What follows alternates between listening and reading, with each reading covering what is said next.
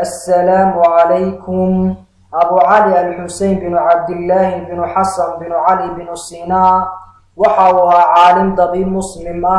وكعان بحادنا علوم تدختر لماذا يفلسفة وحاو كل شيطول الله إله أفشنا وودو بخارا سندي صدح بقولية الضباطن كي هجرقا وقسم سلال بقولية سيديتن كي ميلادقا ما أنت علمك ابن السينا يكتغي وحال لقولك تاچا معها يوروب قارهان علمك عافماتك وحالانو لبرفصير كيرير بالجمير تورك سارجون isaga oo ka hadlaya ibnu Sina waxa uu ahaa aqoonyahanadii islaamka kuwii ugu caansanaa uguna waaweynaa raggii caalamka soo maray aqoontii uu ka tagayna waxa aanu kari weynay inaanu wax ku kordhino marka ibnu Sina maanta waxa ka faa'iiday ummadda muslimka meel walba oo ay joogaan waxaana inoogu sugan ku dayasho iyo inaanu taariikhdiisa wax ka ogaano imika haatana aynu ku wada raaxaysano qisadii iyo taariikhdii ibnu Sina waxa uu ka soo guuray tuuladii uu ku dhashay isagoo daadiisu aad u yar tahay isagoo u soo guuray magaalada Bukhara halka uu ka bilaabay barashada quraanka waxa aanu xifdiyay quraanka kariimka isagoo aan daadiisu gaarin 10 jir kadibna waxa uu bartay suugaanta iyo luqadda carabiga iyo fiqiga islaamka waxa aanu ka bartay macallin reer Bukhara waxa aanu ahaa macallinkaasi mid aad uga helay ardaygiisa ibnu Sina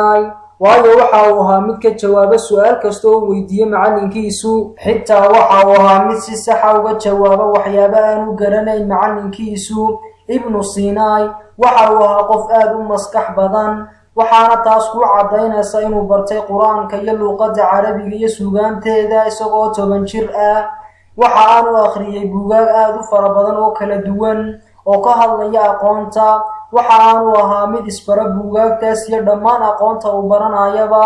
waxa uu ahaa mid hormood u aqoonta kala duwan taasoo laga dambeyn jiray waqtiga ilaa hadda waxa lagu xusaa taariikhda buugaagta sayniska ee dhinaca xisaabaadka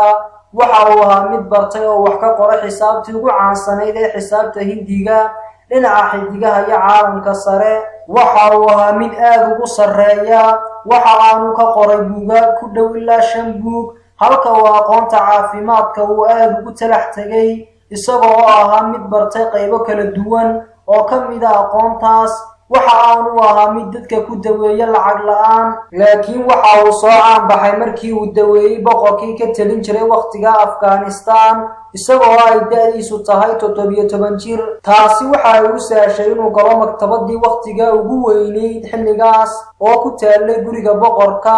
waxa uu ku guuleystay ibnu Sina inuu ku soo biiriyo aqoonta caafimaadka wax badan oo aad looga faa'iido taasoo ilaa hadda lagu shaqeeyo waxa uu sidoo kale ogaaday xanuuno hore aanu jirin iyo dawooyinkoodii waxa ka mid ah xanuunadii ugu caansanaa ee uu ogaaday dawana uu helay cudurrada ku dhaca xubnaha taranka sidoo kale waxa uu ahaa dhakhtar qalliin oo aad ugu caan baxay dhinaca qalliinka ibnu Sina waxa uu qoray buugaag waaweyn oo aad u badan taasoo ka hadlaysa caafimaadka waxaana loo turjumay luqadaha Laatiiniga ah iyadoo ay jaamacadaha Faransiiska iyo Talyaanigu ay u qaateen buugaagta aasaaska cilmiga caafimaadka buugaagtaas waxa ugu caansanaa buugga weyn ee la yiraahdo qaanuunka caafimaadka kaasoo ilaa hadda la hayo buuggii uu ku qoray gacanta